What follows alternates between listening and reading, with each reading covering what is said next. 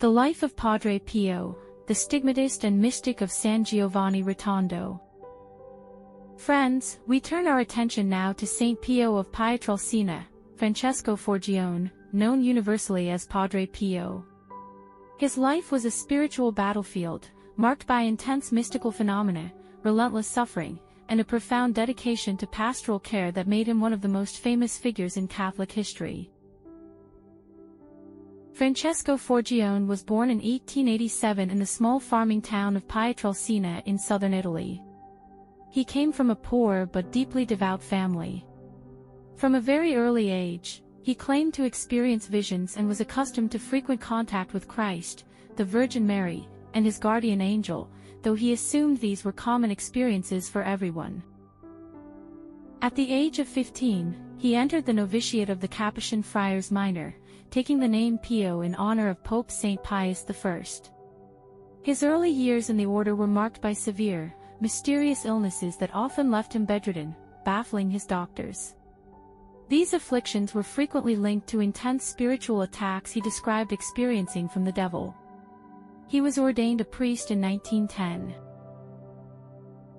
In 1916, Padre Pio was sent to the small, remote friary of San Giovanni Rotondo, nestled in the Gargano Peninsula, a place that would become the epicenter of his global influence. On September 20, 1918, while praying before a crucifix in the friary church, Padre Pio received the visible stigmata, the wounds of Christ in his hands, feet, and side. These wounds bled continuously for 50 years until his death, causing him intense physical pain and profound spiritual suffering. He often wore fingerless gloves to cover the open wounds on his hands. The appearance of the stigmata, medically inexplicable and verified by several doctors, instantly transformed him into an international phenomenon and a subject of intense scrutiny from both the Church and the scientific community. His life became characterized by several extraordinary, non-traditional gifts. By location, witnesses claim to have encountered him in locations far from San Giovanni Rotondo, sometimes aiding the dying or counseling those in need.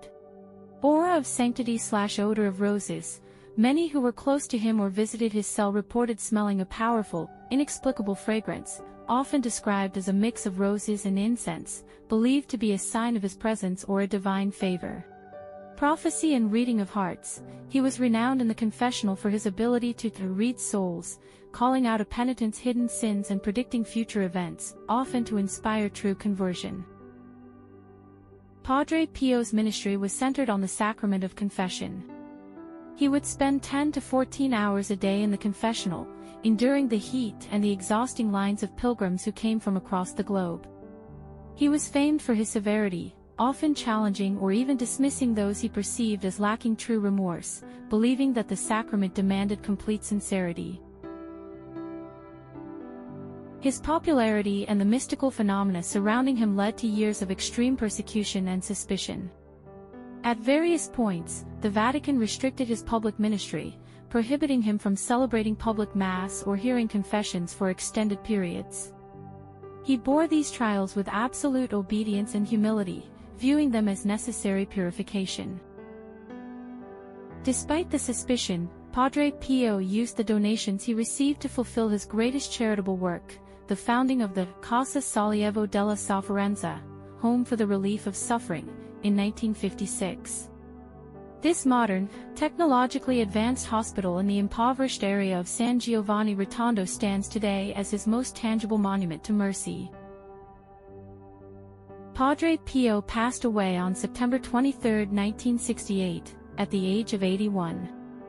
Moments before his death, the wounds of the stigmata, which had afflicted him for 5 decades, vanished without a trace, leaving his skin completely smooth. He was canonized by Pope John Paul II in 2002 as Saint Pio of Pietrelcina.